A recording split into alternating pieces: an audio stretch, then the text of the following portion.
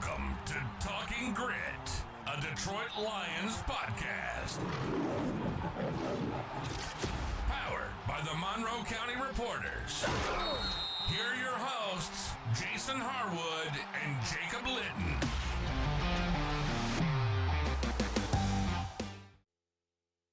Hello, Lions fans. You have reached Talking Grit. I am Jason Harwood, your host, and with me is my co-host, Jacob Litton. What is going on, man? Started it different again. How's that one? How was that one rank in your list? No comment. All right, cool. You keep me guessing, so there's one thing, right? That's okay. I do. You got to mix it up somehow. Do something different. Try not to do the same. Yeah, just say welcome each time. So just trying it out, trying to be funny and actually trying to get a smile out of you or piss you off, one of the two. Either way. I had a smile that time. It didn't piss me off. Okay, cool. How you been, man? What's shaking this week? I've been good. You know, Knicks won the NBA Finals, so that's over with. I almost said it wrong. Hurricanes won the Stanley Cup, right, over the Knights. Yeah. So baseball, it's just baseball in the NFL offseason right now, unless the Pistons end up making a trade or something within the next week or two here. So, you know, it's kind of a weird time for sports. Colt Keith coming alive, though. That was crazy, Yes. right? 3 home runs yesterday. That was awesome. I had a feeling once he got that first one out of the way, then it was just, I didn't expect 3 in a game. I mean, that's crazy. But yeah, the last one last night was away. He hit that away. I don't know if you saw the last home run or not. He hit that when they start hitting it opposite field home runs, you know that they're feeling it. You know, they're getting good contact. And he had a really rough at bat earlier in that game. He hit, I think he had 1 home run at that time.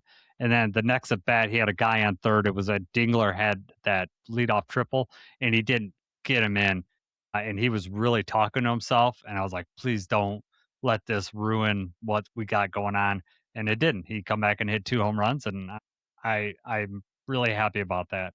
Yeah. Especially with Gleyber Torres going down, we're really going to need him to step up at the plate. Baseball's a streaky sport, man. But I think if you're Colt Keith, after you hit the first 2, when you go up to bat, you're like, I'm already feeling pretty good. No matter what happens, I did my part. And then, you know, hit another one. Awesome.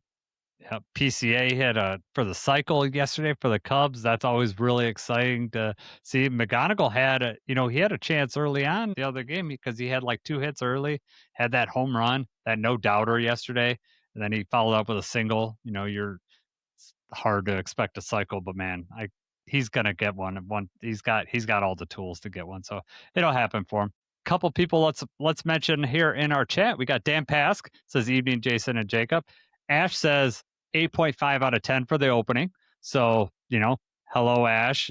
Staying up late. Ash is just trying to get back on the show. He don't mean that. Yep. He does. He wants to get back on here. And we want him back on here too, right? He's always fun to have. Before we get started with the Lions talk, let's talk a couple of comments that we got. First, Caleb Jamie, I think that's how you're going to pronounce the last name, says, thanks for fixing the audio. Love the podcast. I do want to apologize for the audio. I don't know what happened with it, but I had a couple people right away, and their comments went away because I got rid of the old file. So I want to thank those people for telling me right away that the audio was gone. I tried to fix it, and it's not perfect, but it's listenable. It was not listenable for, and I don't know. Riverside has updated their software. I don't know what happened. Jacob and I didn't change anything the way we record each week. The irony of that, I don't know if you realize, is that remember when we first got on, you were like, I can't hear you. You blame me. You blame my microphone. Whole time it was you. Probably. It is. When you're asked, when I have to do all the editing and putting up, then it's only can be my problem. And I think that's the only reason that Jacob has me. So was it your microphone or your editing skills? I mean, either way. Who knows? It's when I took off the magic audio. That like whatever AI that they use to fix the audio to make it sound better. When I took that off, then it didn't sound as good as we usually sound, but I mean, there was no echo, and that was a problem. It was just like too echoing. Just hearing my voice once is enough. You got to hear it twice, you're out. I mean, I don't blame you. No wonder they sent those messages like, oh, they did. It was like right away too. I mean, made me feel good that like, hey, if there's something wrong, people will let me know right away. And that was Right. cool. I really Yes. appreciate that was really Address helpful. it quickly. Yep. Jake Strand comments a lot on Spotify, and I really do appreciate it. He says when we did the cornerback for our thing last week. So if you didn't listen to it, go back and listen to it now that the audio is fixed. But we did cornerback, and he said Terry Fair was someone that we could have put in our favorite Lions list. It's probably a little old for Jacob. You probably don't remember him, but he was a first round cornerback for the Lions. Never great, but solid cornerback for for a first rounder. Yeah, I don't think I've heard that name before. Yeah. Yeah, it's first rounder. It was late first round. It was in the 20s, I think 21, 22 is what I remember. Anyways, Lions signed a couple wide receivers. This information just come out. It is not official. Pride Detroit is reporting. It's from a UFL reporter. But who did we sign, Jacob? So Pride of Detroit reporting that we are signing Lucky Jackson and Tariq Black. And Michigan fans will remember Tariq Black. Mm-hmm. He was with the team for a little bit. He transferred and went to Texas, and I don't think he had much more success there. He's just one of those guys that, like, the size, the speed, the ability, it's all right there. But for whatever reason, and I mean, the blame when he was at Michigan was always that Wilton Spite was his quarterback, and like that was when Michigan's quarterbacks were not very good. We Yeah. went through that period where it was like the quarterbacks weren't great, but the Oh, receivers all looked awesome. Yeah, so I'm excited to sign him and for him to be back in Michigan. However, I'm treating this the same as Donovan Peoples-Jones, where, let's see if he even shows out enough to make the team. I hope that he does. I hope that he comes out here and just blows up. He's spent time in the XFL, the UFL, some of these little leagues. The dream's not dead for him. So, there's something to that. I like the resilience there. Lucky Jackson, I do not know too much about, but I think that he's been in the league, right? Like he's been on certain teams. Tariq He Black, has. He played. I think what I read was like he made it to like one game and a week 18 game. He's been on a lot of different like practice squad rosters and stuff throughout the league, but nothing, you know, nothing meaningful in the NFL as far as like he might have caught like one gotcha. pass or something like that. So what notable thing that I want to remind everybody about Tariq Black is he's 6'3". So that means like as of right now on the roster, the only one that's taller than him is Tesla. So that, in and of itself is useful, right? And the Lions will give these UFL guys a chance. I want to remind everybody from last year, the comments that they made last year, those guys have just played football. They're in football shape. They're ready to go. There's no ramp up for these guys. They've already been ramped up. So I all for the best. I'm not counting on it too much, like Jacob said, but cool. I always love Michigan players coming back. Do you remember Tariq Black's touchdown against Florida? No.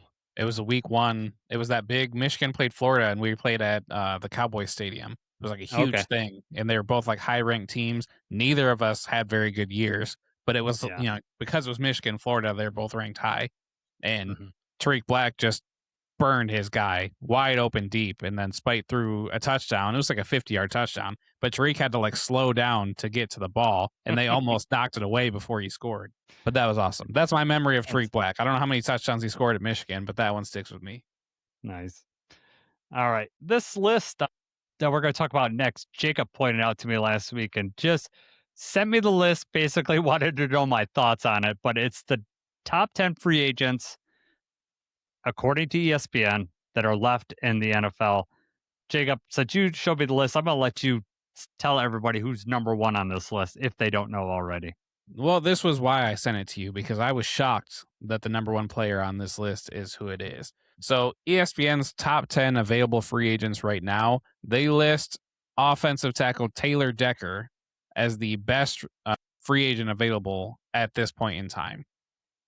And he's above Stephon Diggs is 2, Joey Bosa 3, Deebo Samuel 4, Cam Robinson, Kevin Zeitler is number 6 on this list, Cameron Jordan, who actually just signed earlier today, Jonnu Smith, Bobby Wagner, Mekhi Becton. That's what your top 10 looks like. So it's not exactly like, there's all pro talent behind him that's available right now necessarily. But that's just very weird to me to see Decker being the top available free agent. I'm kind of surprised. Just I didn't think that he would command that type of respect around the league. To be honest, that ESPN would have him on there. Obviously, he means a lot to us as Lions fans, but we know what kind of year he had last year. It was under par for him. Whether he's going to be able to practice more than he did last year, because you're taking that on if you're a team. If he goes to a new team, it's all he's going to have four new guys next to him. Plus all the backups and everything to get used to that and to get used to that player, play calls, like all that. That seems like a lot that it's going to require him, you know, to practice a lot, and whether his body's going to be able to, withstand that, I don't know. So that's why I'm surprised that Taylor Decker is up there. I don't know if they've thought about that in depth when they made this list. They just saw the name and said, "Hey, that's top talent at tackle. Tackle's a top, prime position in the NFL. That's why he made the list. Stephon Diggs at 2. So I'm kind of surprised he's still out there. I know there were probably a lot of people were waiting for the court case to get settled. So that's probably why I would probably, I'm surprised that either Bosa or Diggs weren't number 1. That's who I would have expected to be number 1. Yes, agreed. Debo being 4, maybe it's because the weakness of this list, but I wouldn't touch Debo with a 10-foot pole. Like, just not the Debo now. Debo like 3-4 years ago, yeah, I'd love for him to have him on our team, but he wasn't reliable catching the ball, and as a wide receiver, that is the number one thing that you should be able to do. So I just would not want Debo on there. Zeiler is an interesting name, obviously former Lion, not interested at all in our current thing because that would require he's only played right guard, so that means you're gonna have to move Tate. I don't want to move Tate. I like Tate in that position. Cam Jordan signed today. You already mentioned that. We don't know the deal, but it's incentive laden, as it said. So it's going to be on sacks, based on how many sacks he gets. Because I know a lot of, I was interested in signing Cam Jordan, Yes. but just it wasn't going to work out. So be interested to see what that end of that deal is. The other guard that's available is Mekhi Becton. He was number 10 on this list. Out of any of them, like does Mekhi play left or right? I guess I don't know off the top of my head if he's got experience at both positions. I do not know. I Yeah. believe left guard, but I do not know that. Yeah. That's my feeling too, but I don't know that for a fact. I would be interested in, depending on what we think of our guards, that could be an upgrade in our lineup. I don't think they're going to make the move, but that would be out of the top 10. That'd be the only one that I would see on there. Obviously, if Jonnu Smith might be interested if Laporta wouldn't be ready, but I think Laporta is going to be ready for training camp, so I don't think that that's going to happen. But Bobby Wagner's still sitting out there too. Yeah, that one is very intriguing for me. I like Bobby Wagner, but he's too much of a similar, position middle, the Mike linebacker, what Jack Campbell does. And I don't think you could bring him in, especially, at his age and everything, and ask him to completely switch up the way he plays linebacker. It's not going to be effective anymore. Yeah. Then you'd be asking him to cover more, and that's not his primary suit, Exactly, right? yes. So you're I'm not going to speak it. I'm not going to say what I was about to say because you blame me if something bad happens to Jack. So just don't say it. I won't say it. But that's all I wanted to touch on those. I was just surprised to see Taylor Decker at the top of that list. Today, before we get into our position breakdown, got 2 more topics. One NFL topic and Lions OTAs. We're going to talk about that. Lions OTAs wrapped up last week. Minicamp started this week. Got to be a couple practice. Media will be there. Jacob and I both did not get to see the media sessions today just because all that stuff was released later on. I did listen to Dan Campbell's, presser. Really, it's been very similar to what's been said earlier. Not much information, and I think that's by design. I think the Lions are all business, and Dan Campbell's not hyping up people this early in the year, so not too much information we're getting there. Couple of I like the Phoenix quote or whatever he said about rising from the ashes. Yeah, was that? I don't know if that was today or that was the other day. Okay. Yeah, that was Lions Twitter shared that. Yeah. The word of the day today, OTAs, I don't think there's too much to glean for that. There's one thing that we'll talk about in our position breakdown I think is interesting that's came up. But today there was 3 interceptions, and by all accounts should have been 5. So, and the first one was by Jimmy Rolder for a linebacker, which was a pretty cool deal. So I don't know how much to glean from that. It's a first mini camp practice, but it was nice to see Jimmy get out there, get that. But the fact that we've had a couple linebackers make interceptions or pass breakups, that was a big problem last year. We were not getting deep enough in our sets, and they were giving up passes over their head for first downs. So hopefully, we're practicing getting deeper in our sets and covering those routes. Just being more exotic as a defense. Keep Mhm. them guessing. Don't let them know what's coming because if you're sitting back in zone, they know to wait and they know where to find the holes. Yeah. We'll So see. what? Yeah, I'm not reading too much into the practice early on. We start getting into training camp and pads. That's when we're going to be able to start reading a lot more into it. The other thing that they have talked about is Lacey is getting reps over Anzarike as the big end. What do you think about that? Should we be reading into that right now? Is Lacey over Anzarike, or is it what I kind of think is that Anzarike is getting as much rest leading into training camp? So what do I you think think? I think they're easing Levi back into it. You don't want to try to aggravate anything right now, and at the same time, you can see what Lacey's got out there by giving him Mhm. those reps. Yep. We'll ramp it up as the year goes on, or before the season starts. There's just no benefit at all to having Levi take reps like that and possibly, with his injury history, make it any worse. So Right. I think there's got to be something about easing him back into it, Mhm. more so than any sort of depth chart position tell right now. Yeah. I would hope that Anzarike, by the time the season comes around, he is the primary big end when they go to that setup.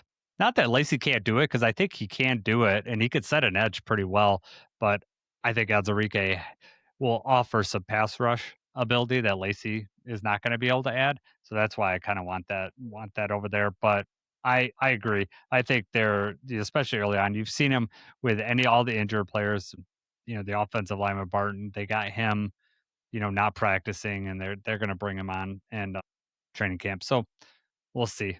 But those are the kind of interesting things that I thought, leading in the last week. Before we go to our offensive lineman, last week we talked about Sorsby, the betting scandal, getting with Texas Tech. Well, now it sounds like he is dropping his lawsuit and is not going to go to Texas Tech and is going to go in the supplemental draft. So, any thoughts on that, Jacob? The timing is very weird. And I don't know if Texas Tech just got enough pressure from the other people in the conference and the other teams are scheduling and everything to have to be, you know, maybe not as supportive of him as they were when this first came out.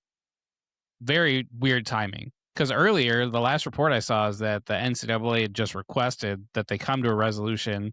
They requested, the court to come to a ruling before the season started. Mm-hmm. And then they still have not come to a ruling. But then next thing now, Sorsby's just going to be entering into the draft. So he's got to be facing pressure from Texas Tech obviously facing pressure from outside all over the place. But now it seems like Texas Tech is making a business decision that they can't keep him on the roster. All right. It's a terrible look. Will someone pick him in the supplemental draft? I don't think so. You don't Honestly, think so? if they do, I would say the Browns. I don't think anybody does. I think he definitely gets picked in the supplemental draft. All right. If you had to guess, or do you got a couple teams that you could think of? That would draft him, that would Yeah. make that who needs a quarterback that bad and doesn't worry about the press and worry about the team atmosphere and everything like that. That's why I said Browns. Who do you got? Dan Pass says the Cardinals, and that was my number one team. That when you're going into the season as Jacoby Brissett as your number one quarterback, maybe that the Jets obviously come to mind. Will they? They need quarterback help. He. I don't say he would have went in the first round this year had he entered. I That don't there think were so. teams that had him rated ahead of Ty Simpson. So there's a chance that he would win in the first round, definitely by the second round. With this quarterback class, he remember, Jacob, teams will do stupid things for quarterbacks and they will, draft them higher than they need to be. I think that could it be a dark horse team, the Minnesota Vikings in our own division. Could, if they've decided that JJ's not the answer, they get Brad Sorsby. They got Kyler Murray this year. They let Brendan picks up, serves his suspension, because he's going to get suspended coming in the NFL. I don't think they're going to let him go scot-free. So it comes in. The Did they Minnesota suspend Vikings are my Pryor? dark horse. Huh? Did they suspend Pryor? Terrell Pryor? They did. I think he did like a couple games or something like that. He did. They did suspend Pryor coming in. I wonder what round he got drafted. Because that's the thing. Because he's a quarterback, and because it's like a silent auction or whatever. Yeah. So some team may be like, hey, we'll throw a 5th round pick out there and see if he falls that far. But if some team gives up a 2nd or 3rd round pick for this guy with, Terrell Pryor was the 3rd round. Yeah. I guarantee that someone gives up draft capital for him. That's a quarterback. They're going to give a flyer on it. It gives them an extra year. Like they don't give up this. Obviously, the draft's already over. It's next year's draft pick. So it's like they get a year of development for free for a draft pick, right? It's like it's like using next year's 4th, 5th round pick if that's what they go with.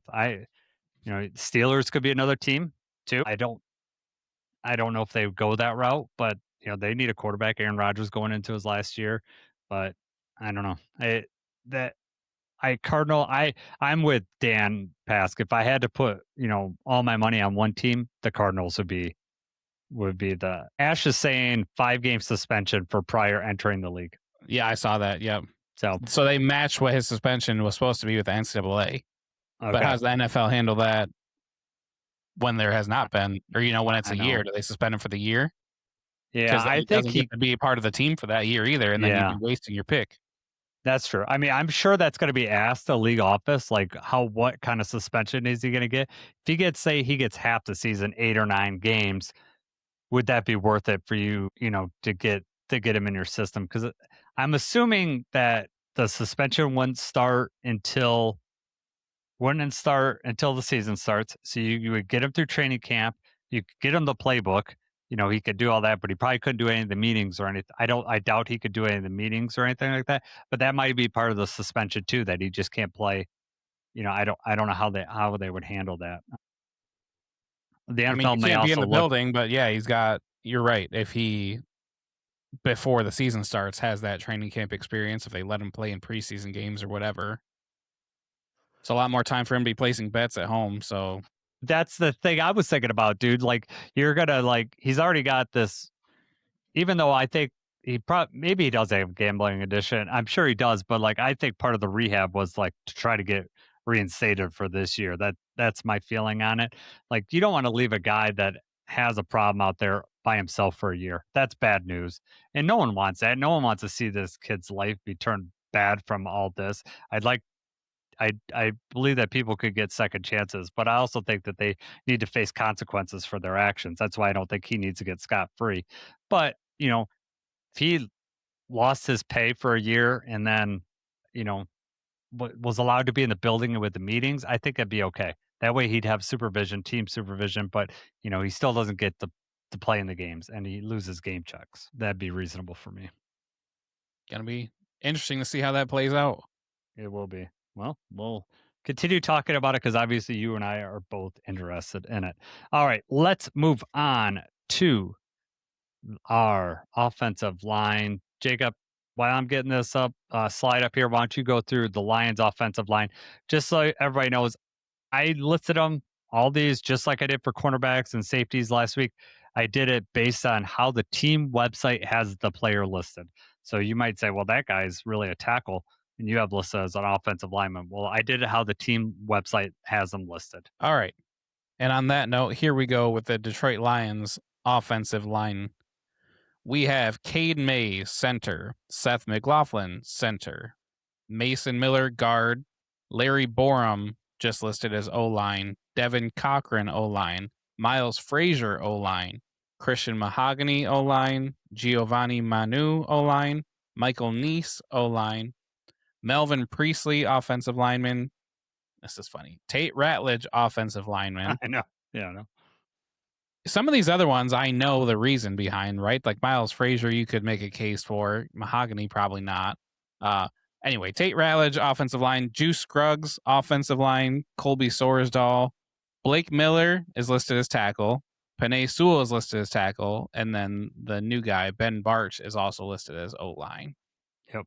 Do you give any sort of thought into this at all? Why they're because if you see Miles Frazier, you're like, okay, he could play guard or Yeah. tackle. But then like Christian Mahogany, Tate Ratledge, those are our guards. They're not going to be moving, right? Juice Scruggs, you Yeah. could say, okay, well, he could play guard, tackle, or center, I guess. But Yeah. I mean, Larry Borum has played inside, but if we got him at guard, we got problems. Like he is, way better at tackle. So I don't know. I just wanted to have a consistent way of listing these, so that's why I list them how the team website lists them. When we get to the Bears, everyone's listed as an offensive lineman because the Bears are dumb and do stupid things. So trying to be coy and it's just dumb. So I want to talk. The first thing that I want to talk about with you is Giovanni Manu. They're trying him out at guard. You said you had interesting thoughts, and when we talked before the podcast started, so I want you to share those with me now. What were your thoughts on that? I just said I had thoughts. I didn't say they Okay. were going to be interesting. Oh, okay. Your own brain put that in there. You're like Jacob Okay. has thoughts, so Well, if you're gonna they're say probably it, pretty good. So yeah, exactly. no, my thoughts there. Hopefully, it's just because it's early on. Obviously, he's not developing as much as they thought he would. So hopefully, it's just because it's early on. They're putting him at guard. They want to see how he looks. They want to see if it's any better. They've got to figure something out. Time's running out. He got the one start last year and was terrible in it. He can't, I mean, he had the injury also, but he just has not looked good when he's been out there. So it's Yep. about time that we have to say the experiment's over and there's a chance he doesn't make the roster. Do they give him a chance at guard during training camp, or was this just something for OTAs and minicamp just to kind of see how it looks, how he looks over there? So that's Yeah. my thought is hopefully they're just trying to see how it looks. But I really feel like they probably are just trying to see, do we have anything or do we just need to cut our losses? Yeah. Well, they're looking for additional reasons to keep him on the roster, right? It's going to be hard. He's going to be tackle 4 now because he's going to be behind Miller, Sewell, and Borum. Uh, those guys need to have, when you start getting that deep in the roster, we need to have additional spots for you. And if you're only going to play tackle and are you going to keep him on the active roster for that? Is he going to take up, that's a prime roster position. So if he could play guard, that's good. It'd be interesting because, like, I think you and I both see the same thing. Is like he has trouble with that first step, trying to get out wide on the faster edges. So, like, maybe, and I know things move faster on the inside, but those aren't where you need to get your primary first step to get out. It's mostly hand placement, body placement, those type of things. He is a huge body, so maybe that'll be different at guard. Um, I'll be interested to see how that works out. If he does work out at guard, then the trade up to get him in the third round just looks really bad, in my opinion. I'm not saying you don't take a chance on a guy ever, but he wasn't on a lot of people's radar, and we traded up for him. So that'll be disappointing, especially if he doesn't play any meaningful snaps as tackle. We look at those couple years of trading up in those third and fourth rounds and not really getting much value, like the Broderick Martin. Vaki's been good at special teams, so I don't think that's quite a much of a bust, but you're hoping in a fourth rounder that you're going to get some meaningful snaps on offense or defense, whatever position you draft at. But Manu's been just a total disappointment being out there. The one game he started rough, like you said, that rough is being kind, and then got injured and still hasn't done any meaningful steps. So we'll see. I don't know how much to read into it. We'll see in training camp. How if he gets put inside a guard, he's going to have to be able to play both though to make an active roster though. I mean, he's had a couple years at tackle and just still can't get the steps down and still can't seem Mhm. to get the solid base that he needs. So to Yes. say that we're going to move him to guard where you have to kind of make quicker movements, if you're pulling or setting up some sort of trap or depending on where the run is going, I just don't see I see the chance of him being successful at guard as lower than him being at tackle. Yeah. So right now I think the writing's on the wall. Yeah, it's not looking especially good. Um, Juice Scruggs, at backup center, they've had him playing over at guard too. I think that his versatility is going to give him a pretty decent shot at making this roster. we'll see in training camp how it lines up and where they got people at. But I think he's going to come out with your backup center. But also the fact that he could play guard, that's going to help him make an active daily roster. Ben Barch is the wild card to me. We have not seen him play. He can play really good. Injuries have just knocked him down. So we'll see if he can play. But it by all accounts, it sounds like he's gonna be ready for training camp. Like Dan Campbell said, it's very over precautionary what they're holding him out right now and during minicamp and OTAs. So I'm curious at where he's going to be. Like if he's going with second team reps, third team reps, we got to watch. When we go, Jacob, like where's he lining up, right, left side, wherever. But I Ben Barch is my wild card in this. I bet you your wild card is going to be Frazier, right? Well, I like Frazier. I do. So that's what I want to see. Is he competing with, for first team reps? Is that what kind of competition that we're in right now? Or is he still trying to get everything down? Is he still playing backup? Because Mhm. he's not going to overtake Ratledge. It would be a competition between him and Mahogany. Yep. And as far as Barch goes, if you're starting him, like, okay, you're the new guy, we're going to start you in at third team. Who does he really have to outperform to get those second or first team reps? Sorsdahl? Michael Neese is playing the interior line. I don't think it's going to be necessarily that hard for Barch to be able to get some of those snaps in. And who knows how Barch looks if he's, the best player is going to play. I don't think Yes. that we've promised Mahogany anything or Mhm. Frazier, obviously. I do like Juice Scruggs. I mean, he came in the Montgomery trade. It's kind of like an afterthought, but he started 20 games. It's not like Mhm. he's, an undrafted free agent that we don't know. That I think is definitely a valuable piece that could play center, could play guard. You keep him on the team. If some injuries or something happens, he's that guy that can move around. Yep. He's former second rounder. I I will also say that I know he was low rated on PFF. I am a firm believer that you, as an offensive lineman, it's hard to grade you individually. You don't know like what his assignment exactly, and if the guy next to you is playing terrible, you you're going to overcompensate over there. You're going to do things that are out of your wheelhouse or out of like what you're supposed to do to help that guy next to you. In this system, the guy next to him would be, if he's in guard, is going to be Panay Sewell, which, you know, that makes you feel a lot better. So, I'll be interested to see how many offensive linemen that we hold on to. I'm sure that we're going to have a better number as after we see who's healthy in training camp and how it's lined up. I hesitate to say how many, but we have a lot of options, and that's why Manu's really gonna have to show out because we have better options this year than we've had the last year or so. Agreed. All Do right. you think it's a question of, hey, if we cut him, somebody else is going to sweep, like, steal him? We can't get him on the practice squad? God, Or do you no, think I for them to cut him, it's going to have to be like the Hendon Hooker thing where we make our peace with just him not being here anymore? I don't feel like that he's gonna make anybody's roster. Like No, if but you I there, mean, because of his size and everything like that, do you think a yeah. team might be like, you know what, let's kick the rocks on this person? Well, I mean, as far as like put him on their practice squad, do you think Right. that? Like, would he go, go elsewhere?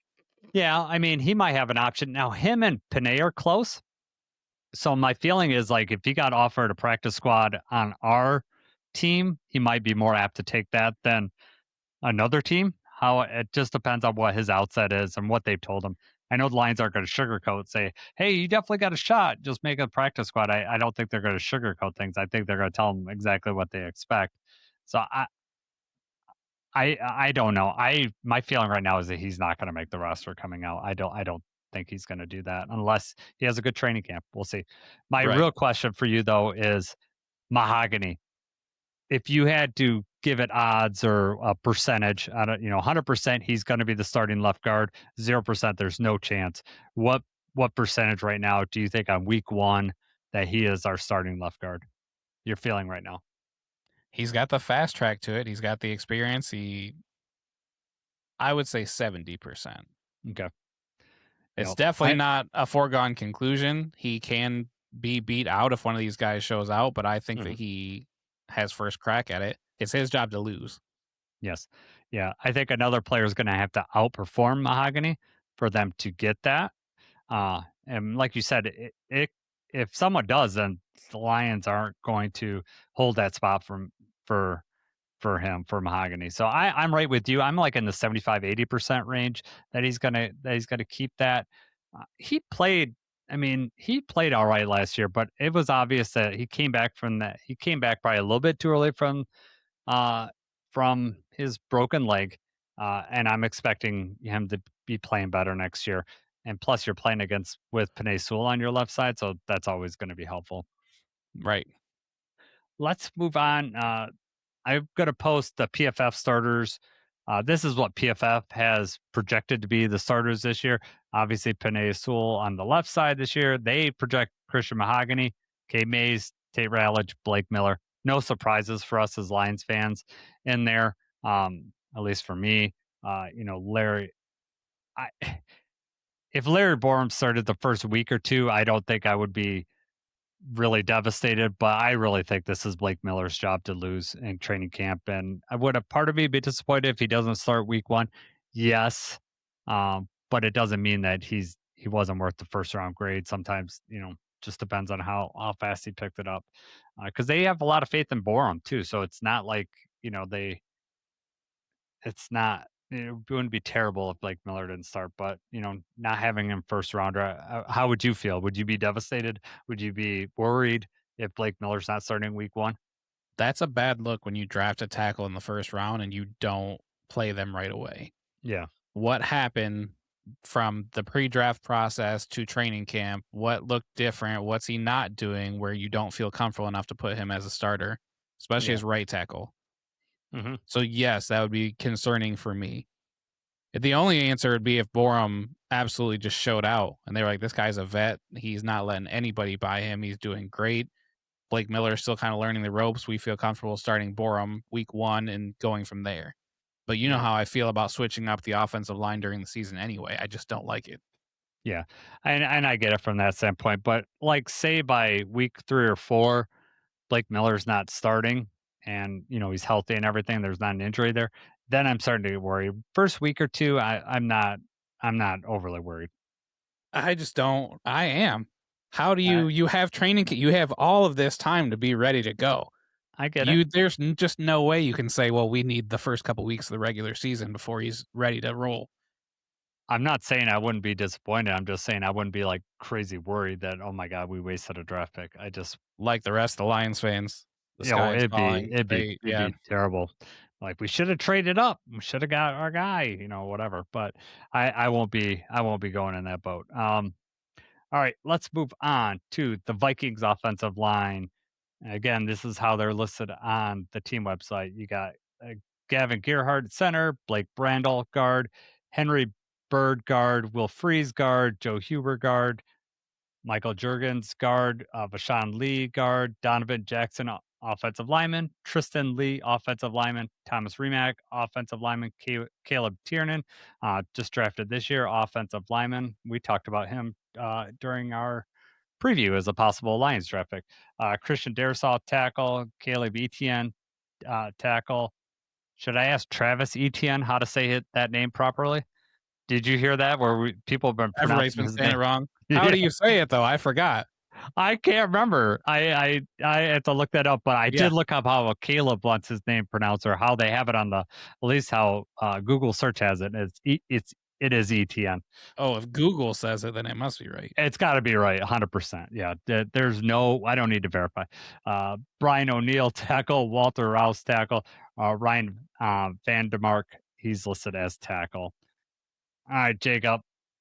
Ryan Kelly retired, who was their center last year. Concussion protocol is in there, many concussions, so they're going to have a new center this year. What do you think about this group for the Vikings? Losing Ryan Kelly is a big loss because that was a top 5 player. Ryan Kelly gave up 4 total pressures last season, 1 sack, and he had 1 penalty all year. And we saw how difficult it is to replace that caliber of starting center. So I think they've got their work cut out for them. They also had their other tackle, Justin School, left in free agency. So they drafted Tiernan, and I think that was the 3rd round, right? They've Yes. got Darisaw, who has definitely been a good tackle when he's healthy, but he's Mhm. consistently injured. Yep. So he gets maybe 10, 11 games a year. Maybe that's why Tiernan came in. On the right side, Brian O'Neill, the longtime Viking, has been great. He's graded out positive on Pro Football Focus pretty much every single year. He's made a couple Pro Bowls. Like, that guy's awesome. But then you got the inside, Donovan Jackson, 1st round pick last year, kind of just average. He did not show out. He was outperformed by Tate Ratledge for sure. Yep. And then you've got the other side, Will Freese, who historically has been good, but kind of middle of the pack last year as well. Mhm. So there's a lot of variables at play here. If everybody's healthy and they're firing on all cylinders, I think that they've got a decently solid unit. But what are the odds of that happening? And what are the odds with a new center that they're able to mesh well? I'm leaning towards them being worse this year than they were last year on the offensive line. Yeah, I'll be interested if Caleb Tiernan gets some play at guard inside, just because if Darisaw and O'Neal are healthy, you're not going to probably pull them off there. I mean, Caleb could get in there as as your 6th offensive lineman if you need on a heavy set or whatever. But if you're the Vikings, you draft him in 3rd round, you're hoping that they're going to be able to get the play in this year, and maybe you could put him inside. I don't know. Some people viewed him as a guard anyways. I think coming in with like whether tackle was going to be, his primary spot. So that I'm wondering if he's going to get some play inside this year, and then depending on how he plays, and let's see, Dershaw is signed through 29. O'Neal this is his last year. So Caleb Tiernan, depending on what they want to do with Brian O'Neill's, if he's healthy this year or whatever, they might move on from him and put Caleb Tiernan, on the outside next year. So we'll see how that goes. I think you're right with your assessment. Like, this could be a solid offensive line if healthy, but if healthy is a big thing because they haven't been. Um, and losing Ryan Kelly, losing your center just hurts. Center is going to be in flux with all these teams, as we're going to Yeah. see every single one of them. So we're all like, if you're worried about, oh my God, K Mays is coming in, we got a new center. Every team in our division does. So we're all on the same field there. Whatever one adapts quicker is going to give your team an advantage there. Um, I like I like where we're at with Cade in that respect. Young guy, on the up with center, and Hank Fraley's their coach, so I think he'll be ready. I will reserve my judgment. Yeah, that's right, and that's cool. Any other comments before we get to the projected starters for the Vikings? Nope, we can move on. All right, so the PFF has Christian Darrisaw left tackle, Donovan Jackson left guard. So you talked about rating with Tate last year. Tate's rated 22nd in PFF for guard play, whereas Donovan Jackson's 45. You got Blake Brandell. They got him projected as center. Will Freeze, no surprise at right guard, but like you said, he had a rough year last year. Injuries played a part, but 41 out of 79. And then Brian O'Neill at the right tackle was their highest rated player, rated 12th overall tackle in the NFL last year by PFF. All right, Jacob. Time for you to introduce the Bears offensive line. And as I mentioned earlier, you don't have to say offensive line for each one because the Bears did not designate anyone as a center, guard, or tackle. They just listed everyone as an offensive lineman. All right, here we go. Chicago Bears offensive line. Starting with Karan Amagaji, Caden Barnett, Theo Benedette, Garrett Bradbury, Kyle Hergel, sorry, Jonah Jackson. Hey, we know him.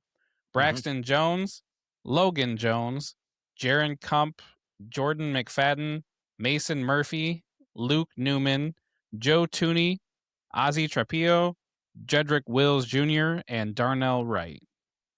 What are your thoughts on the Bears? New center, right? They're going to have, because their center retired at 27 because Ben Johnson makes all young centers retire early.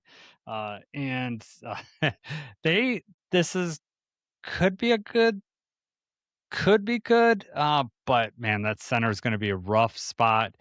They do have probably the best guard in the league in our division, Joe Tooney. Braxton Jones, their left tackle is going to be an issue. I do not want to see Taylor Decker in that spot, and Taylor Decker's pretty much come out and said that he probably wouldn't go to an in division opponent. Obviously, feelings can change, and money can, Yeah. they offer him a big contract that may change your feeling too. Uh, Jonah Jackson had a pretty good year last year, but changing your center can change a lot of things. But the Bears' overall offensive lineman outside of the left tackle spot is pretty solid. Center is a question mark too, but left tackle is a big worry for them. Exactly. Drew Dahlman retires, and they like really quick. They're like, we have to address this right now. So then they trade for Bradbury, who is a longtime Viking. He goes to the Patriots for 1 year, and then the Patriots ship him off to Chicago for like a 5th-round pick, I believe. So yeah, I don't know for sure how this center is going to work out. I don't think that he's an immediate upgrade. They do have a 2nd-round pick, Logan Jones, who also could play center. So maybe there's some competition there. And the thing about Braxton Jones, the left tackle, not great. I think he's shown flashes, but when you look who's behind him, they have Ozzie Trapillo, who was hurt last year, but that's a 2nd-round pick, and they signed Jedrick Wills in free agency, who has a lot of experience. So they probably have an open competition over there as well, and they're probably going to have the best guys. Braxton Jones is not guaranteed anything, right? So they're going to have the best 5 up there, and if they're all playing up to their full potential, if the ceiling is up for all of them, I think this is a nasty offensive line. Yeah. I'm hoping that, there's some dysfunction there. Joe Tooney takes a step back. Maybe Bradbury's already spent. Jonah Jackson goes back to how he was with the Rams. There's a lot that could go wrong for the Bears, but I think that they're probably feeling pretty good about this right now. Yeah, left tackle though could be a major, like if you don't have that can ruin a lot of things. The last thing you want is Caleb Williams running around and just throwing the ball up. Unless it's the fourth quarter, then it works out totally in your favor. Exactly. It doesn't work out in overtime, and it doesn't work out in the first 3 quarters. But the fourth quarter totally works out for him. The Iceman, or whatever whatever he wants to go by. But yeah, they do have a solid offensive line, and I'll be interested to see how you have the NFC North ranked. All right, I'm going to move on here to the PFF starters. The PFF has Braxton Jones in there. He did not play enough snaps last year to even rank, so we don't know. But he has been mostly, I'd say, up and down, but mostly down. I don't think the Bears fans are very excited about Braxton Jones. They are excited about Joe Tooney. Obviously, that was a good trade for them. Getting solid, solid guard play up the middle. Big question at center, Garrett Bradbury. If he rated 29th out of 37 centers last year. You got Jonah Jackson, who we know could play guard very well. It did play solidly last year, but was it consistent with the Lions? Like, I would say no. There was some injuries at play, so we'll see how that works out. And Darnell Wright, who is a guy that I liked for the Lions draft a couple years ago, has been a solid right tackle for them. I wonder if they would explore moving him to left tackle if they think that they've got an issue there. I mean, Braxton Jones has played a lot of snaps for them over the last few years. Like you said, not exactly elite all pro level snaps, but I mean, he's been there. He's been doing a decent enough job. And then you've got Joe Tooney next to him, who won the Protector of the Year award over Penei Sewell last year, which was a ripoff, but it's total crap. So yeah, we'll see. All right, man. Let's move on to the Packers. I'll let you go here. They are the opposite of the Bears. They have everyone listed at every position. Instead of O-line, we're just going to list ///. Yeah. All right. Should I even bother listing these, or should I just kind of let this go? Yeah, just say it's the a name. lot of it's a lot of words for me to say center/guard, Yes. guard for half of their squad. Yes. And some are guard/tackle, but then some are tackle/guard. What are you doing, Green Bay? All right.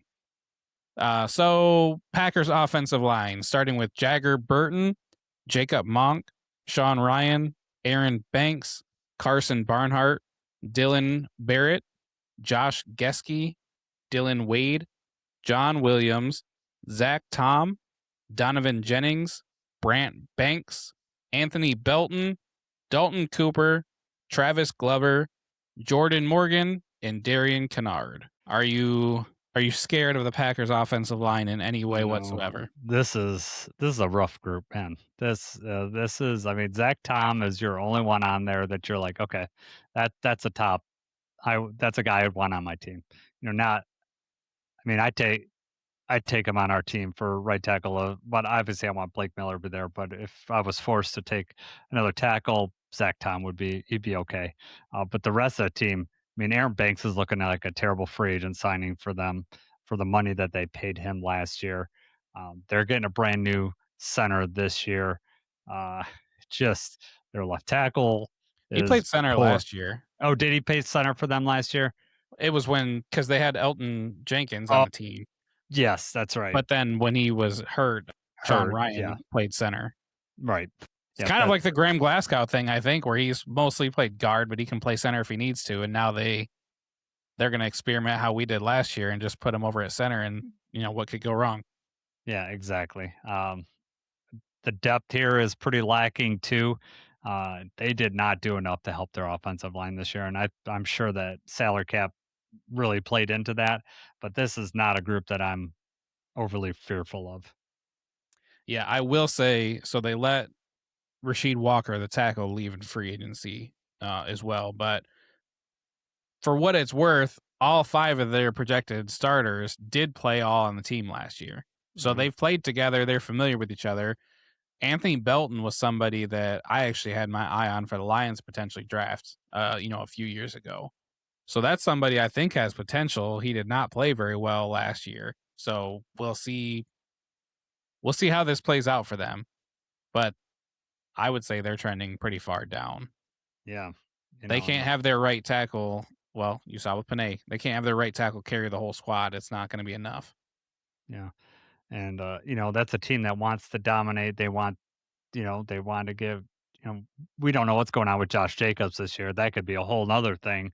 We'll talk about that in the coming weeks when we get to running back. But, man, you're just not going to give him very much room to run.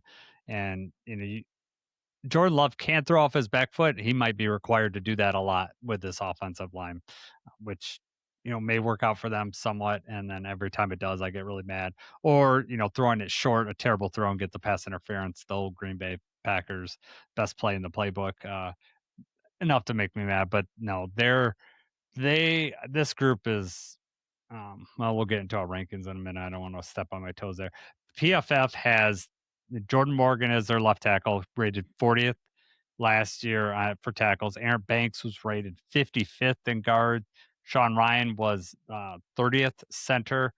Anthony Belton, as you said, did not have a good year last year. 72nd out of 79 guard. And then Zach Tom was a top 10. He was number 10 for tackles last year as far as PFF goes. All right, Jacob. Do you want to do your rankings first, or because you don't do a slide, so you want to just tell me? Yeah, I'll just tell you mine first. So for my NFC North offensive line rankings, coming in number 4, bringing up the rear, I have the Packers. I already talked about it. I just don't. There's nobody on this offensive line that I would rather have than ours. Number 3, I have the Vikings. Kind of the same thing where I just don't. They're not overly impressive. I do think that they can be. I've got us, the Lions, ranked number 2. Not quite there yet. A lot of young players, a lot of unknown there. And I do have the Bears as number 1. All right. We differ a little bit, and I will go over to my side right here. So at the bottom, I agree with you. Packers, I think they're clear number 4 to me. Like, I don't even think it's close. However, I think 1, 2, and 3, depending on how the year goes, injuries go, either those could flip. Like, I could see any of those going up. However, as far as like depth and stuff, I'm gonna go with the Vikings number 3. Depth and injuries. Like, I think the Vikings offensive line is more likely to get injured just based on history. So that's why I got them there. Bears and the Lions, I have the Lions number 1. Number 1 is I like our depth. I like Larry Borum. I like having that third tackle. I think that he's probably the best third tackle in this division. I'll at least right now, we have the number one tackle in this division, probably the number one offensive lineman, in my opinion, in the NFL with Panay Sewell. I like that. Tate Ratledge was ranked 22nd at guard, and that was his rookie year, which started out pretty rough, and he really came on towards the end, and I'm expecting that to improve. Um, I think K Mays is going to give us some stability and some power at the center position that we did not have last year. Graham was very, very smart, so there might be more on Jared Goff's plate. I think he can handle it, but I'm hoping that K Mays just brings that meanness that we like in the offensive line because playing right next to Mahogany, that's the way Mahogany likes to play. He's not a technician; he's more of a mauler, and I like having that on that side. And Sewell can play both ways, right? So everything that we were going to go to the right side last year might be going to the left side a lot more this year. But Blake Miller can move in space, so they could still pull Blake Miller and get him out into space, get up to the secondary if they want to go on the right side, and with Tate over there. So I have the Lions as number one. I do like the Bears, and I think the Bears are a close second. All right. Fair enough. See if I got any notes that I missed because I just spit some knowledge at you, and I just wanna. I do think the center thing with the Bears is going to be interesting but that's the same for almost everybody in our division. Um, so it's grains help. I do like I like the great K May signing. I think more than you do, even though that was your number one uh, roster move or thing that you liked this year. But I think you That you was were also kind just because of the effect afterward with the salary and the different things like that. of It okay. Yep. wasn't because, oh my God, we just got this great center. Yeah. I'm just hoping that he's an upgrade over last year, and I'm hoping we can hit the ground running with him. hmm Literally hit the ground running. That's Yeah. exactly what we want to do. All right. I'm going to do my favorite offensive lineman. A lot of recency bias in here, but Panay Sewell is just too awesome to not put on here. I love Panay Sewell. He's going to be an all timer, NFL all timer, not just like for Lions. Like this guy is going to be one of the best offensive linemen um, in the NFL. Frank Ragnow, I mean, the guy played with a broken throat. Like, guy loves his team so much that he tried to come back last year to help us out when he felt bad. Um, not going to hold the retirement against him in the least bit. The guy laid it out for us, and played with a torn bicep. Like this guy just played through anything. He was exactly what you want for a Grady team. And I'm gonna go old school. Lomas Brown. You and I both met him. Super human being. Was so nice to us, and he blocked for Barry Sanders. Was an awesome player. Um, Ring of Honor play by or color commentator now for Lions. So Lomas is up there. He also got one of the most memorable voices. Like you could just hear his voice, you're like, that's Lomas. Right. Right. No, I love it. All right. Do you got slides for this, Jacob? I do have slides. All right, I'm gonna cut mine out. Our pictures are gonna. Oh, Dan Pass said Alex Karras as an actor. So maybe not as the offensive lineman, but as a, what he was in. Was he in Webster? What was his show? I Yes. can't remember. Yeah. I know that from Family Guy. It was in a Family Guy episode. All right. Can you see the screen? Are we good? Yep, we're good, man. All right. My top 3 Lions offensive linemen. Number 3, I've got Dominic Raiola. Oh, nice. So, I mean, growing up, he was like the only consistent player. He was on the team all the time. He was rated kind of higher on Madden also. So, like, when you're like, oh, who's the best player on the Lions? He was always towards the top for whatever, like 14, 15 years. So, I've got Raiola over there. I did consider Lomas, but it's like, you know what? I never saw him play. I met him. He's an awesome person. Like you said, like that was a great experience. Radio personality, everything that he does. Love Lomas, but I had to go Raiola here. Yeah. Number No problem. 2, Frank Ragnow, which you've already mentioned. What he did, put his body on the line continuously, getting the All Pros, the Pro Bowl, being just an elite player the whole time he was here. I know there's like a debate that they had on Pride of Detroit about whether he's a Hall of Famer or not. And this is the one that I think if he played 4 or 5 more years, he could be a lock for the Hall of Fame. Yes. And then number 1, Penei Sewell. Nice. You know, Love the picture there. right. Had to put that one on there. You know, it's funny because I met Frank Ragnow also, and I almost put the picture of me and Frank on there, Oh, yeah. but I didn't have enough time to find it.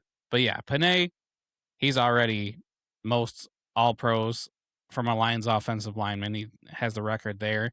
He's still young. He still has a lot of years in front of him to just be absolutely crushing it towards the top of the league. Definitely, in my opinion, the best Lions offensive lineman that there's been. Yep. Love it. Personality wise, great. Like, what a great first pick by Brad Holmes. You know, just Right. from the, you know, and Nailed it. the contract that they got him signed to right now is really, really reasonable. So, all right, you want to go where it's time to move on to our top 5 NFL offensive linemen. So we grouped these together. Like, this is not just like 5 guards, 5 centers, 5 tackles. So for me, I don't know how you broke up your list, but I tried to hit someone at each position.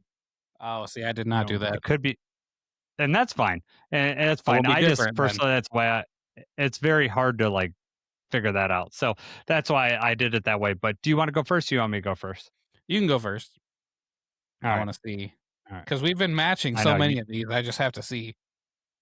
Yeah, I don't think we're gonna match on these, but we'll see. I don't think we're gonna match on our goat too. This could be, but I've been surprised before, so Wait, we'll see. right? Number 5, I'm going with the number 1 center, and this is where it was tough for me because what should a center be in the top 5 offensive linemen? I don't know, but Creed Humphrey, I got him as number 5, uh, arguably the best center in the league right now. Number 4, Trent Williams. This guy just keeps playing a super high level. Um, Getting older, they redid his contract. It'll be interesting to see how many more years this guy plays, but he is just, other than Penei Sewell, is about as solid as you come over there in the tackle position. Number 3 is this, with Joe Tooney, maybe the number 1 guard, but I looked up Quinn Miners for the Broncos, and his PFF grades like are really been consistent. Like, he is right up there. He is a very good guard. Um, God, I would love to have him on our team. So, just that's why I put him on there. Is some of it's like recent ratings, some of it is just feel, but that's why I went with him there. Number 2, going with tackle here, Tristan Wirfs. Just, this guy's a solid guy, and he switched sides too, right? He went right tackle to left tackle, something that we're going to see Penei Sewell do this year. Maybe started out, had a little bit of a tough time at the beginning of switching over, but he is really, really good. And then my number 1 is my man Penei Sewell. This may be Homer, I don't care. He is everything I want in an offensive lineman. Just plays the game the right way. Is a great leader on the team beyond everything else that he does on the field. So Penei Sewell. That's where I got. I am. You want me to do my goat? Why I got it up here? Or Yeah. do you Just do want? it now. Yep. Yep. Okay. So my goat is Larry Allen, Cowboys. This guy, I could see Anthony Munoz being in here. I didn't get to see him play as much, but for me, this guy was, I mean, just look at that picture of how big he is. Like, he had like 7 all pros, I believe, 7 first team all pros, just paving the way for Emmett Smith. Just amazing guard. He was just huge and just played so well. And I remember John Madden being so loving Larry Allen, always talking about him. So that's why he made my list. He is my GOAT offensive lineman. All right, Jacob, I want to see yours. All right. All right. Top 5 current offensive linemen for me. So number 5, I have Lane Johnson from Philadelphia. So somebody that has been closely compared to Penei Sewell pretty much every year, right? And every time the Pro Bowl stuff Mhm. comes up, it's always them two.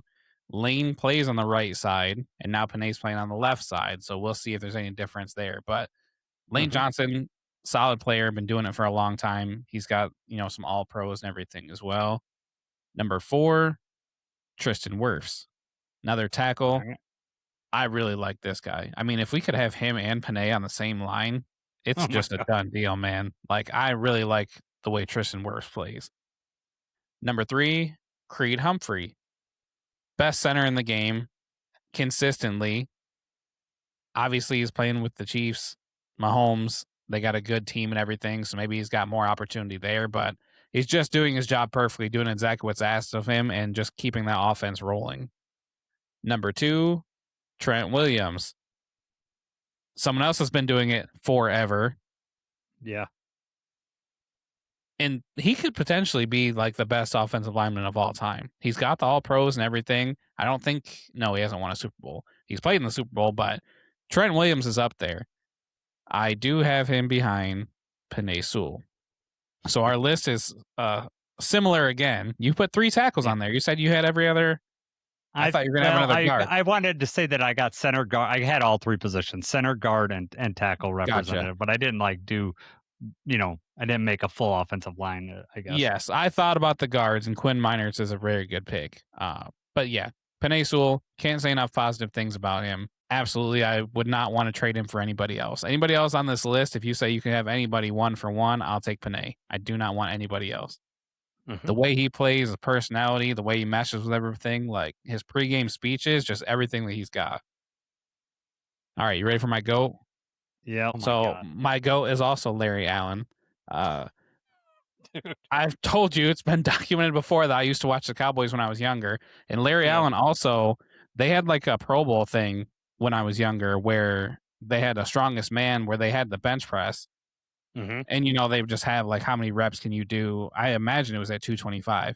But it felt like it took like 10 minutes before Larry Allen stopped because he just was throwing this weight around. Like unbelievable. Rest in peace, Larry Allen. But yeah, I thought you were going Munoz. I thought you were going to go somebody else. I was like, oh, this is going to be the first one we have a different offensive line GOAT.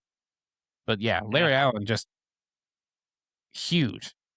Unstoppable. You can't get around him. You can't get through him.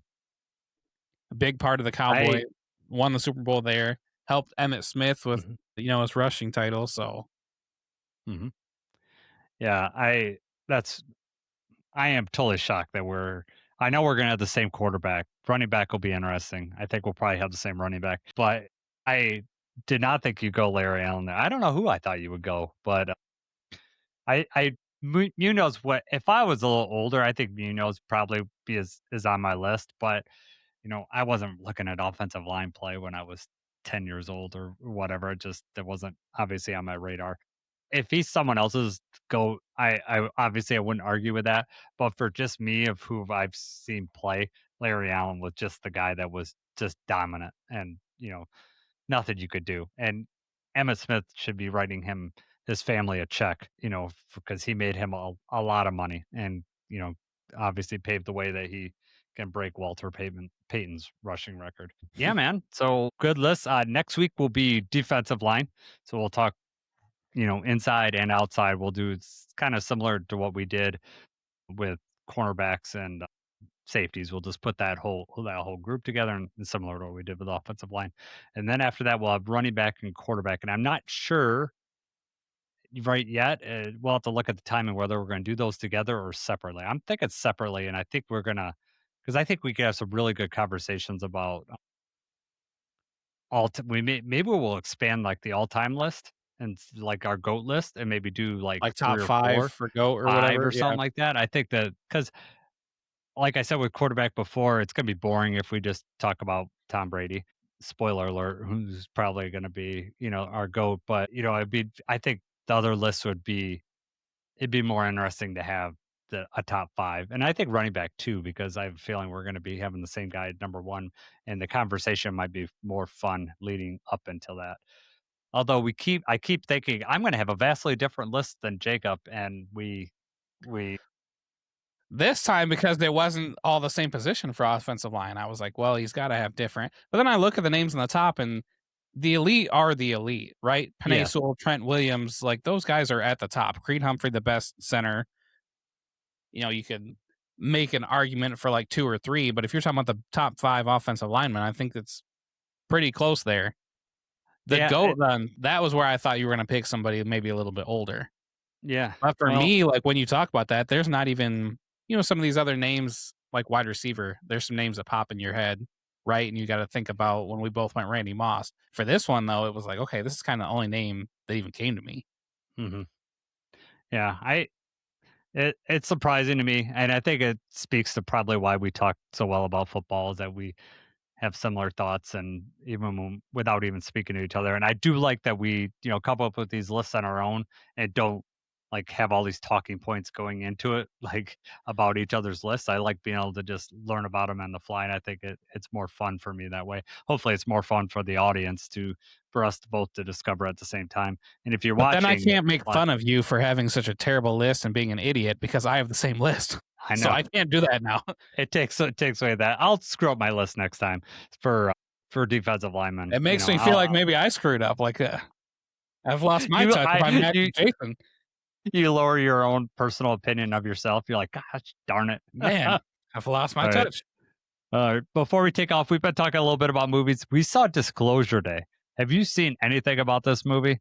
I'm not going to spoil it, by the way, if you have not. What did you say it's called? Disclosure Day. It's the new Steven Spielberg movie. Not at all. Okay. Who's in this? This is like a theater. This is a big thing. Yeah, Emily Blunt. Yeah, Steven Spielberg's latest movie. It is, I mean, it's in the trailer. It's Disclosure Day is about the day that we find out about aliens, like the whole world. And so, like, I'm not going to spoil too much about the movie, but I will tell you that I did cry in it at the end, which I'm not a huge crier, but I did get emotional. And I went with my oldest, Preston, 14, and I was curious what he thought about the movie. Like, you're sitting in a movie theater, so I gotta get a gist that he was in it just based on body language and like what was going on. He said to me the one thing at the end that was shocked me the way he said that, he goes, that movie was powerful. Like I was like shocked that, he's 14. Like, okay. Because I could see I was getting emotional about it, but it was good. It's not for everybody. The reviews are like all over the place. I personally liked it, and so it's good. It's not something I want to see again, but it was definitely worth seeing. Definitely a streamer for you. I would say, if you see it, I think it's worth seeing. It's good. I typically don't care for alien or like end of the world type of stuff. You don't like that kind of stuff. It's not your typical alien movie though. I don't want to ruin it. I'm trying to be very vague about it. Right. But Listeners don't. It's not like War of the Worlds, okay, where there's an alien attack or anything like that. So like it's very unique way of like looking at everything. So I will say it's very good. The other interesting movie thing that I will share is that it was my movie weekend with the family on Friday. So I got to pick a movie. Preston said he wanted to watch an action movie. I picked First Blood. What do you think, my kid? You saw it. You saw it. I know your opinion on it. What do you think? That was the first time for my boys to ever see it. What do you think that they thought? I'm going to say that they did not care for it. No, they liked it. They liked it a lot. They just didn't want to let you down. No, they have no qualms about telling their dad they're terrible. They are not saying that to save my feelings. Believe me, they truly liked it. I was shocked. I think it helps that it's an hour and a half, and so it moves fairly quickly. So even if but there is still so much build up and towards the last part of the end. And I think that's the deal with movies now. Most action movies, the action starts fairly quickly. There might be an action sequence right at the beginning of the movie. Try to hold your attention, keep it. Yeah. Yeah. And that's modern movies. And that's like you're trying to compete with YouTube. You're trying to compete with, short attention spans. Movies are totally different. Like if you look, I think I probably mentioned this on the pod before. If you look at the original Superman, like the 1978 Superman suit, I don't know if maybe I haven't told you. Here's a question for you: at what time code do you think Superman shows up in his suit the very first time in that movie? I don't know if I've had this discussion with you. If you had to guess, but because of the conversation we're having right now, I would say 40 minutes in. It's an hour and 20 minutes into the movie before he's actually in his suit. He's in his suit. Right. You might see him do super stuff like as a teenager and stuff like that. But, it's very like, it shows him, that one just moves through his life normally.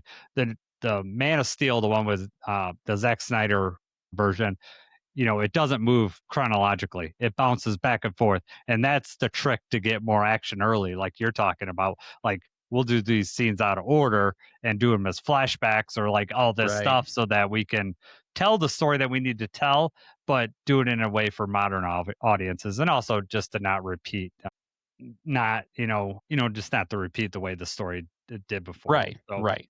Not to bring Spider-Man up again, because I do every single time, but that's the difference between the Tom Holland Spider-Man 2 is that, with Andrew Garfield and Tobey Maguire, the first part of that movie, it shows them being a teen, being at school, they get bit, yeah, it shows them go through the change. Fast forward to the Tom Holland movie, he's already Spider-Man when the movie starts. He's like, flinging webs through the city 5 minutes into the movie. They don't have hmm time for the build-up anymore, yeah. which Well, those are also great movies, but I think also by the time you get to the third telling of that movie, like you have to change it up, right? Like no one wants to sit through Uncle Ben being, we all know that story, right? Uncle Ben being murdered, like him feeling guilty about it because he, was being a teenager, and like that's I don't think that that should be glossed over, but I think by the third time you're telling that story in 20 years, yeah. you don't need to retell There's it nobody like watching the that same way. movie like, "Wait, what happened? How is he Yeah, so he just has spider exactly. powers?" But the interesting thing is they don't ever talk about Uncle Ben at hardly at all in the Tom Holland Spiders, and Right. really Aunt May is the Uncle Ben, like, True. especially based on, I mean, I don't think I'm spoiling that the last movie has come out a while ago, so, Well, the when new her one's death coming out, so yeah, like, her death in the last movie is that gonna be the Uncle Ben thing, like, that he refers back to that?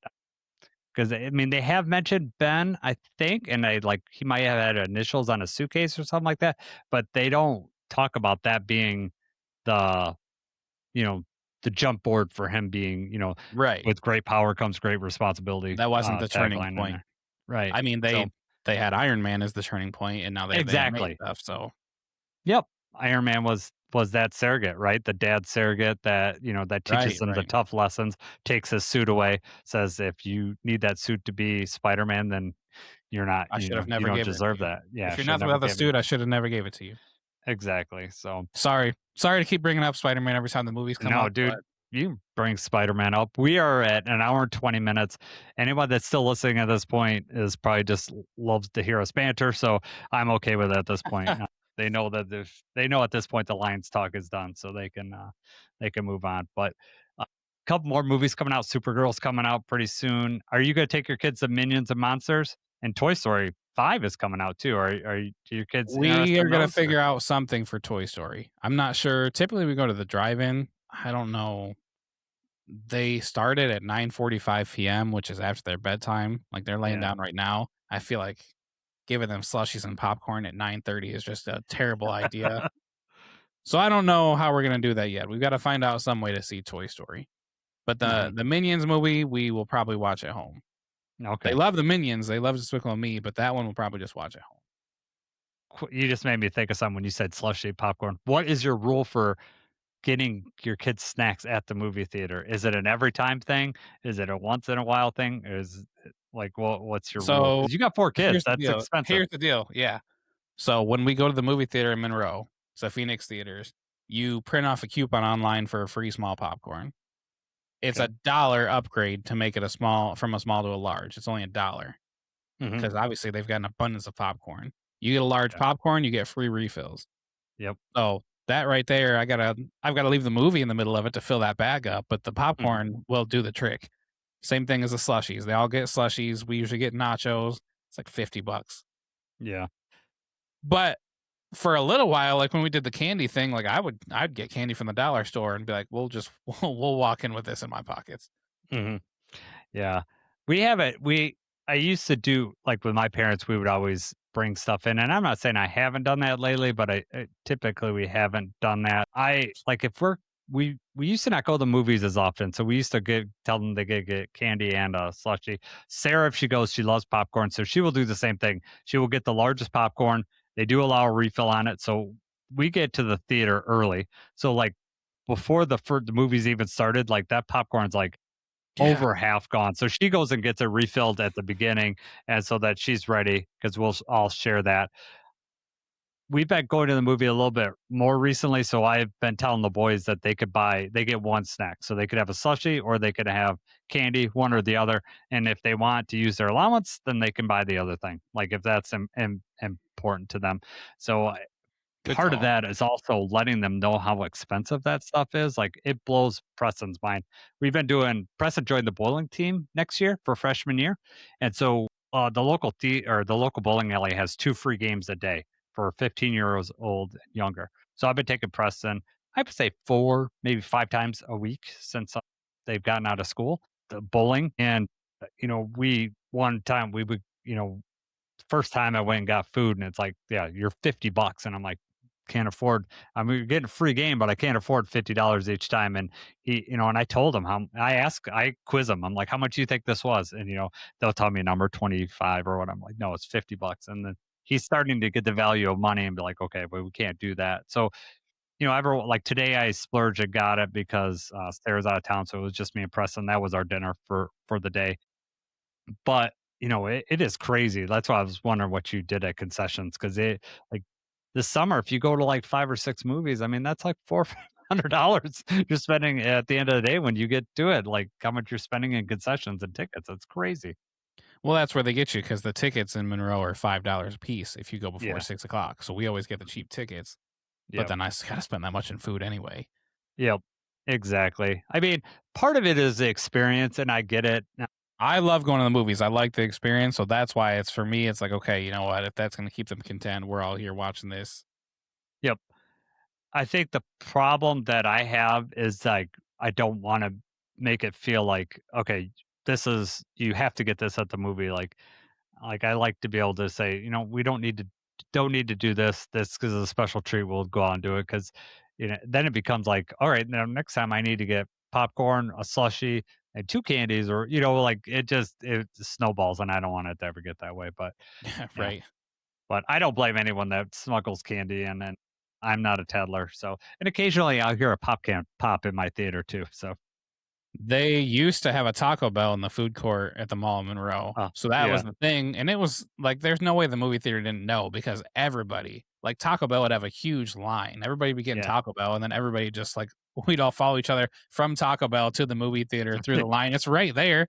And then, the previews start and that's all you hear is Taco Bell wrappers everywhere. The Crunching, crunch yep. of the, One thing, because I used to go to that same theater when I was in high school or whatever, but it wasn't the stadium seating as it was, and it was just like big slanted seats, like the old style movie theater, before they had stadium seats. So it was just like one big runway. And I remember one time spilling a thing of Skittles, and when you did it at the top of the row, it would slide all the way down, and you hear all the way down. God, nice. yep, hilarious. So, all right, man. I think it's time we wrap up with our banter here. And Dan says that he was going to see Disclosure Day, or he's interested in seeing it. So he's happy that I didn't spoil it. But if you have any questions, just message me, Dan. He's going to If you have watch any, it and be like, Jason cried at this? yeah, maybe. I mean, it was. I don't know why I was crying.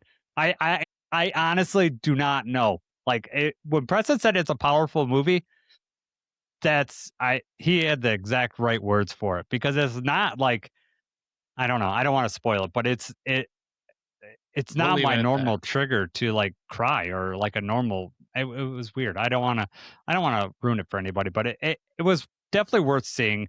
I mean, I don't know if it's necessarily has to be a movie theater one, but I definitely would recommend watching it. One last question because it just came Yeah. to me. So, what's the last movie before this that you cried at? Ooh. Wow. I don't even know, to be honest with you. And there are movies that all have some tears in it, but So, this I was don't more than know. tears. This was like, I mean, oh God, give me a tissue. I had to physically wipe my eyes. I'm not bawling, Yeah. and there's no snot involved, but like, Right. it was more than just a watering of the eye. Like, Yeah. like, I had to physically wipe like moisture away from my eyes. So, I there's no shame in that. I just don't know why I cried. Like, it was Preston said it right. It was powerful. So, wait, have you? I don't even know. Like, I don't even know if you will admit it, but have you cried in a movie, or do you get emotional and all that stuff at all? It's always the kids' movies that get me. Like Oh, really? the last Like one Up? that yeah. Oh, dude, Up was, and I was not prepared for that at all. Like, it was right as the movie started. Up got me like several different times. It was like at the beginning, towards the middle, at the end. It's like, dang it, Deanna, why? The last one that I cried at was Coco, which was a Okay. kids movie. Did you see that? Yeah, I did see it. I don't remember getting emotional on that one, but I can't remember. Great The movie. Pixar movies You will weren't get into you it though, then, right? right? They will get you, and I had it, family over. We were watching that. I was like, oh my god, it's like hold it together. I will find that like since I've been a dad, those like a lot more Yeah, things become emotional to me because I can relate to it. I could tell you that probably I don't think I cried in Infinity War like at the end of it, but I will say that some of that stuff will make me emotional just because I'm so excited I'm seeing it or something I dreamed of from a kid, like that I do have that I get the feelings as you know as yeah, kids might say, like it like I get like a buildup of emotion, and some of those might appear in tears or anything like that. I don't really know, but I will get like super excited about that. Like probably when Andrew Garfield showed up in Spider-Man, like as I got that feel, like I just like you get goosebumps and you just like, oh my god, this is everything I've ever wanted to see right, right. in the Like it's theater. finally coming to life. Yeah, I'd say the When Toy Story He-Man ones. said, "I have the power." Yeah, that's right. Yeah, when he said that by the power of Grayskull, man, I was like, I was like, oh my god. Now I do. Oh, you know what? I know. I could tell you the last time I cried. I just remembered it. It was Superman, the Superman movie, the latest one, the James Gunn one. There is like not at the end of the movie. It was the part where Superman gets defeated, then he goes back home and he's talking to his dad. So like that the dad Yeah, stuff right, gets me. right. Either as Every- a dad being a dad myself or like thinking of my own dad. Like yes, it's one right. of those two like that I get that and just like I can't remember the exact words that he used, but I remember Preston looking at me and he's like, "Are you crying?" And I was like, "No, I'm not crying." Yeah, But yes, I that is the last movie that I cried in was that Superman movie, and it's just that one scene. It's the yep, dad scene. right. That's valid. It'll get me. It'll get me every time. Yep. So, well, Dan Pass says he agrees. He said with his dad. That's right.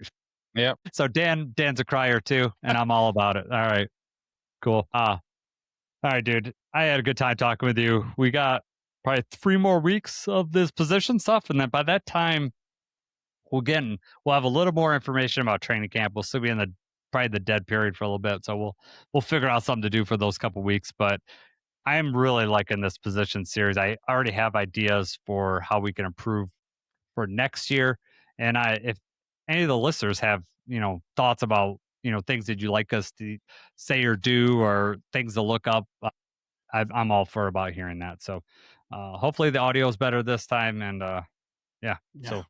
So for Jacob, I'm Jason. Go Lions.